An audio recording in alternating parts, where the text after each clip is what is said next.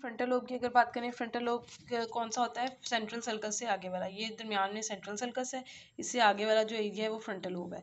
Central sulcus से आगे एक और सर्कस होता है हमारे पास, प्री सेंट्रल सर्कस। अच्छा, अब ये याद रखें, सेंट्रल सर्कस से आगे वाला जो एरिया होता है वो मोटर एरिया होता है, और जिससे पीछे वाला एरिया होता है वो सेंसरी एरिया होता है। अच्छा, अब ये हमने कर लिया प्री सेंट्रल सर्कस, और ये हमने पढ़ा था सुपीरियर फ्रंटल सर्कस और इन्फीरियर फ्रंटल सर्कस, और superior, middle and inferior frontal gyruses हो गए। अब इसमें कौन कौन से फंक्शन होते हैं? सबसे पहले तो जो प्री सेंट्रल गायरस वाला एरिया है वो होता है प्राइमरी मोटर एरिया। ठीक है, इसका नंबर 684, ये याद करने, ये आ जाता है पेपर में क्वेश्चन। ठीक है, प्राइमरी मोटर एरिया होता है। प्राइमरी मोटर एरिया के अंदर डिफरेंट थैलेमस और सेरिब्रम, हाइपोथैलेमस वगैरह से इन्फॉर्मेशन आ रही है। इसका मेन काम क्या होता है? इसका काम होता है मूवमेंट्स को परफॉर्म करवाना, यानी मोटर फंक्शन परफॉर्म करवाना इसका काम होता है। ये ज़्यादातर जो है वो कॉन्ट्रालेटरल साइड पे करवाता है, यानी ऑपोजिट साइड की मूवमेंट्स कराता है। राइट वाला सेरिब्रम हेमिस्फेयर जो है वो लेफ्ट साइड की बॉडी की मूवमेंट्स करवाएगा, और लेफ्ट वाला राइट की। ठीक है, इस तरह। लेकिन कुछ मूवमेंट्स एक्स्ट्रा ऑक्यूलर मसल्स की और लेरिंग्स की, फेरिंग्स वगैरह की, ये जो है ये दोनों बायलेटरल मूवमेंट्स करवाता है। ठीक है, और ये ही एरिया होता है जो कि फॉर्म करता है कॉर्टिकोस्पाइनल ट्रैक। यहाँ पर ज़्यादातर बेड सेल्स होते हैं। यहाँ पे अब कौन कौन सी लेयर अबंडेंट होंगी? 3 और 5 लेयर अबंडेंट होंगी, यानी कि ए ग्रेन्युलर टाइप जो है वो ज़्यादा होंगी यहाँ पर लेयर्स, और ग्रेन्युलर वाली जो है वो नहीं होंगी, यहाँ पर 2 और 4 नहीं होंगी। ठीक है, अब उसके बाद हमारे पास अगला जो एरिया आ गया है वो, एक तो प्राइमरी मोटर, अब आ गया हमारे पास सेकेंडरी मोटर या प्री मोटर एरिया भी कह सकते हैं। अब सेकेंडरी मोटर एरिया का पहला काम क्या होता है? ये प्लानिंग ऑफ मूवमेंट करवाता है, ये मूवमेंट प्लान करता है और प्राइमरी मोटर कॉर्टेक्स को देता है। प्राइमरी मोटर कॉर्टेक्स जो है वो मूवमेंट को एग्जीक्यूट करवाता है। ठीक है, इसके पास भी डिफरेंट थैलेमस, ब्रेन स्टेम वगैरह से इन्फॉर्मेशन आती है, ये जो है वो मूवमेंट्स करवाता है। और पास्ट एक्सपीरियंस, यस, पास्ट जो इन्फॉर्मेशन होती है ना हमारे पास, यानी पास्ट में हमने अगर वो सेम मूवमेंट करवा चुके हैं तो उससे वो उसको रिलेट भी करता है, और वो चेक करता है कि वैसी मूवमेंट हमने जो करवाई अगर तो वो ठीक थी तो वो एग्जीक्यूट हो जाती है, अगर नहीं थी तो वो सोच लेता है, पहले ही प्लान कर लेता है पास्ट एक्सपीरियंस से उसको रिलेट करके।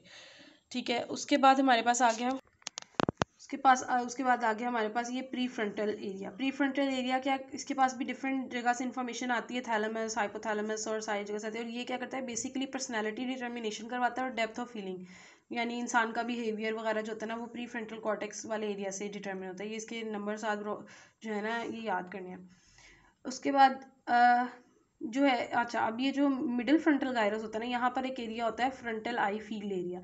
अब ये क्या होता है? वॉलेंट्री आई मूवमेंट्स करवाता है। और ऑसिपिटल लोब में एक एरिया होता है वो इनवॉलेंट्री मूवमेंट्स कराता है। अब इसका क्या मतलब हुआ? वॉलेंट्री मूवमेंट्स होती है कि जैसे हम कोई बुक पढ़ रहे हैं, अब हम फर्ज करें, जिस तरह मैंने ये बुक थी, अब मैंने इसमें ढूंढना था कि कॉर्टिकल मैकेनिज्म कहाँ लिखा हुआ है, तो मैं ये डिफरेंट पेजेस पलटाऊंगी और फिर मैं देखूंगी और मुझे मिल जाएगा जी ये लिखा है, फिर मैं इसको पढ़ूंगी। ठीक है, ये होती है वॉलेंट्री आई मूवमेंट, कि हम किसी चीज़ को ढूंढ रहे हैं और उसके लिए जो हम मूवमेंट करवाएं आई की, वो वॉलेंट्री आई मूवमेंट है। और वो कौन करवाता है? वो करवाता है हमारे पास ये फ्रंटल आई फील्ड एरिया। ठीक है, उसके बाद अच्छा, फ्रंटल आई फील्ड एरिया किस तरह, ये पाथवे भी देख सकते हैं। फ्रंटल आई फील्ड एरिया से सुपीरियर कॉलिकुलस में जाता है और उधर से रेटिकुलर फॉर्मेशन में और एक्स्ट्रा ऑक्यूलर मसल्स को कंट्रोल करता है। ये हो गया। उसके बाद हमारे पास आ गया, अब ये आखिरी जो है बचा है वो ब्रोकाज एरिया है। ब्रोकाज एरिया बहुत इंपॉर्टेंट है, इसको याद रखना है। इसका नंबर 44, 45 ये बहुत ज़्यादा पूछते हैं।